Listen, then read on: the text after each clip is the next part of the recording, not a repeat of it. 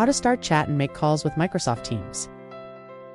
Team conversations are great for collaboration, but sometimes you need to talk privately in chat. You can have one-on-one chats or group chats with your teammates. To start a new chat, click the new chat icon at the top of the app. Then type the name of the person or people you want to reach. Click the down arrow on the right to give the chat a name. This helps when you have a few group chats going with different sets of people. When you want to call someone directly from a chat, click video call or audio call in the top right corner. This also works for calling a group.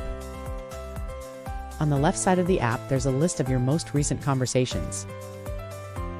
When you want to stay on top of the chat, click the three dots. Then Favorite. This keeps it in the favorites list on the left. In some cases, you can call anyone from Teams using calls, even if they're not using Teams. Your organization has to allow this and give you an enterprise voice license. But if you've got this set up, it's pretty handy in calls. You can also see your call history and check voicemail. Don't have calls? Don't worry. Any missed calls and voicemail will show up in your activity feed. Chat and calls give you everything you and your team need to stay in touch. Hit like and follow for more. Thank you.